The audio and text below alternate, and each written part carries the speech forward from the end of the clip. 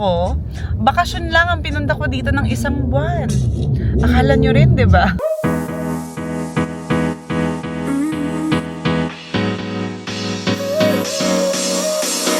Work is almost over, summer's getting closer. Hi mga Zoobs! Magandang araw sa inyo. Happy Sunday! Ngayong araw na ito ay linggo. Kaya tayo ay maraming gagawin. And unang-una dyan, kwento ko lang sa inyo, mga Zoobs, na ang pag-uwi talaga namin dito ay bakasyon lang. Isang buwan lang yan dahil alam nyo naman, si Boss Toyo, pinauwi tayo dito dahil gusto natin na mag-guest dahil gusto nating magbenta sa kanya ng anything or something. So natapos na natin yon. And since nandito ako, nalaman na ng mga tao na tayo ay magsistay. And ang daming opportunity na nagpunta. So akala ko, bakasyon lang ang pinunta ko dito ng isang buwan. Akala nyo rin, di ba? So ayan, akala nating lahat.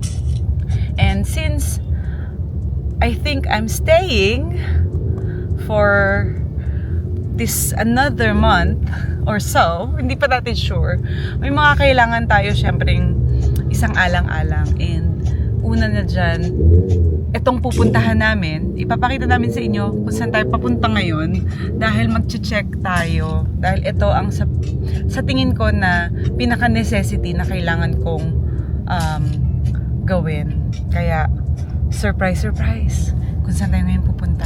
Bibitinin ko muna kayo. Pero malapit na tayo doon. On the way na. And pagkatapos nun, since Sunday nga po, pupunta na tayo sa lunch. Diyan kay wawa namin. Anong oras na ba? Ayan. Sakto lang naman siguro kami. Hindi kami late. Dahil usually they start late. Then, dahil marami tayong appetizers na kinakain doon usually. So pagdating natin doon, lunch na. Oh, I don't know. I play. Okay, so update ko kayo guys. Eto na, malapit na kami. You know, so we made it, but parang closed pala. But we're actually just gonna be looking at some brand new cars. Not sure if this is the one. No, ayun no, maganda to. Yung GAC. Wala bang tao? Parang wala.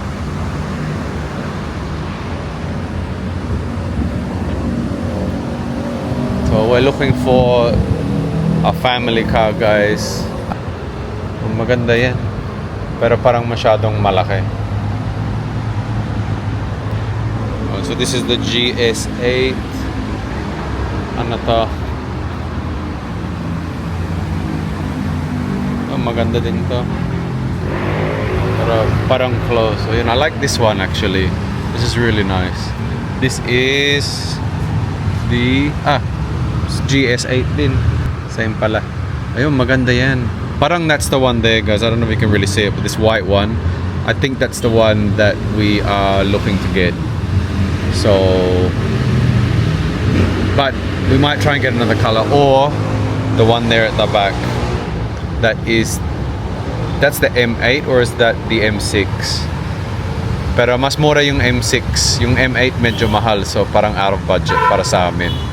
Ayun, but I think this is the one here with the ribbon that we're looking at. But we're gonna have to come back another day pala. Kasi hindi sila open. Well, baka may ibang choices din, but we'll see. Ayun, so that's the next step, guys.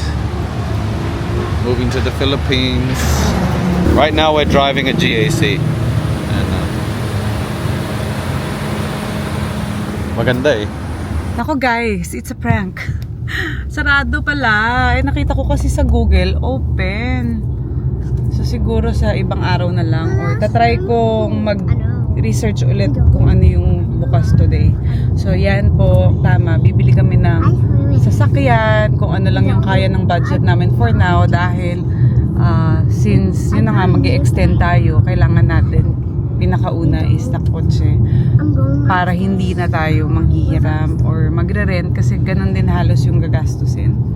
So eto na, pupunta na muna kami kila Wawa kasi gutom na kami. Kakain muna kami ng lunch and then we'll figure it out kung may open ngayon na car dealership sa gusto naming kotse, which is the GAC. Kagaya ng kotse ng kapatid ko. So, ito na. Lapit na kami. Alright guys, we are back. Kanina parang lunch break lang, so we're coming here to have a look. Kuya. Yun ang M2, babe. Yung M2.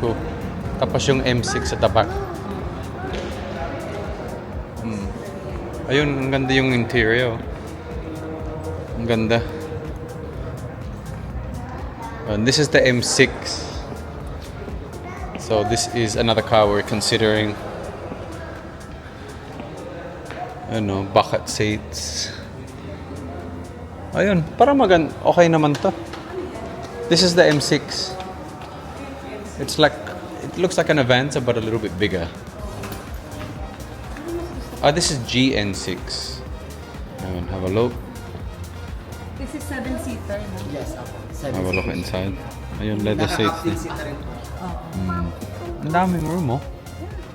Ayun, so may room sa likod. Oh, maganda. Pagandahan ng third row natin.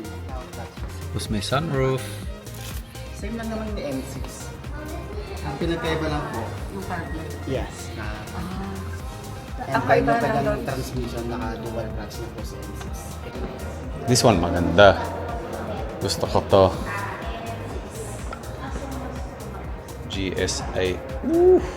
Ayun, tapos this is the sedan. So, this is a 5-seater. Pero mukhang sports car.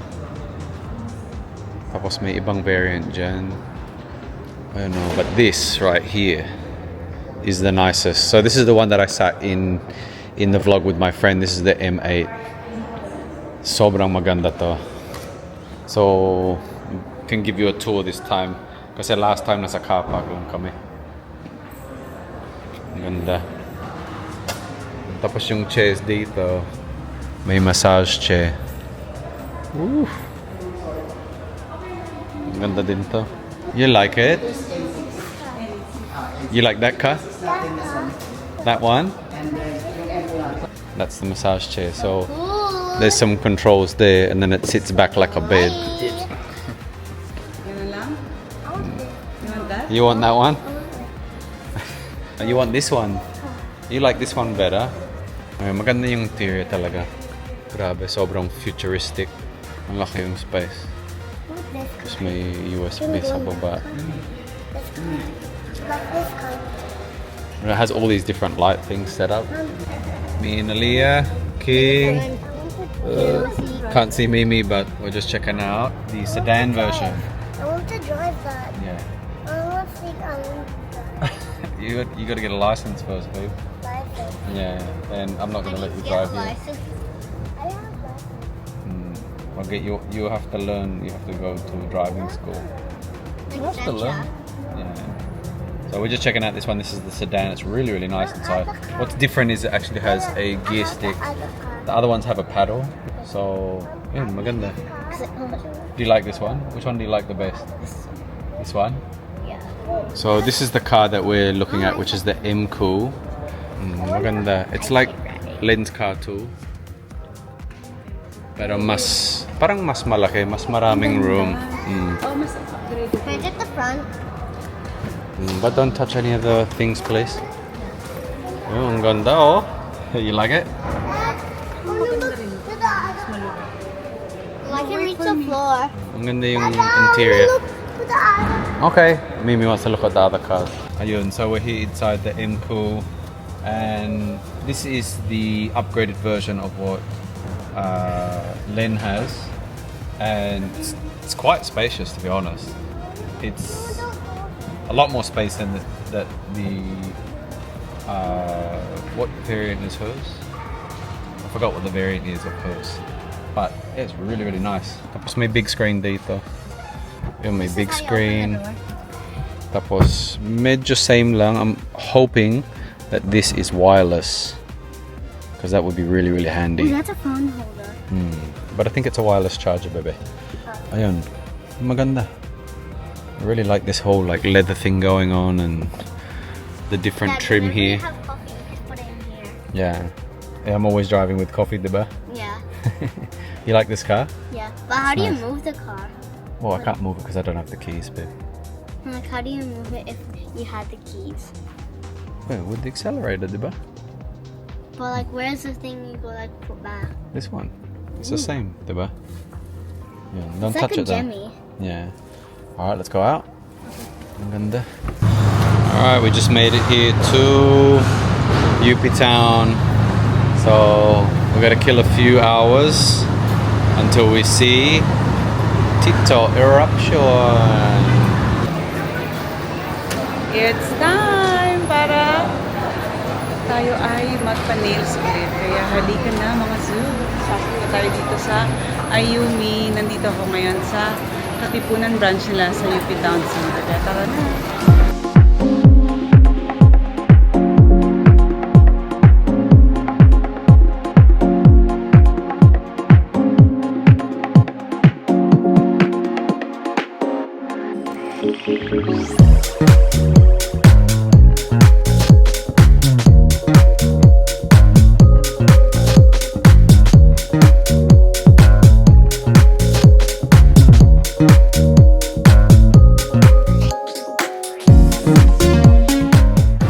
Okay, tapos na guys. Thank you so much.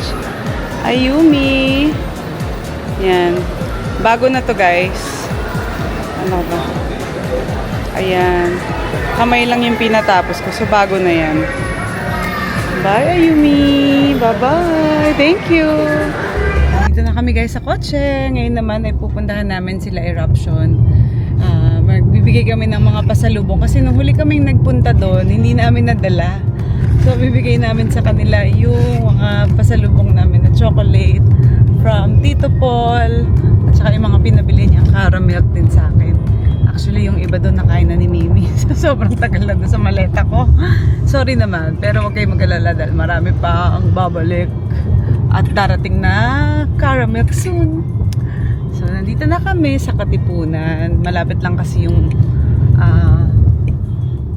area na yan sa kanila. So, ito na. We break up and you slam the door. I messed up on the bedroom floor. What the hell do we do this for?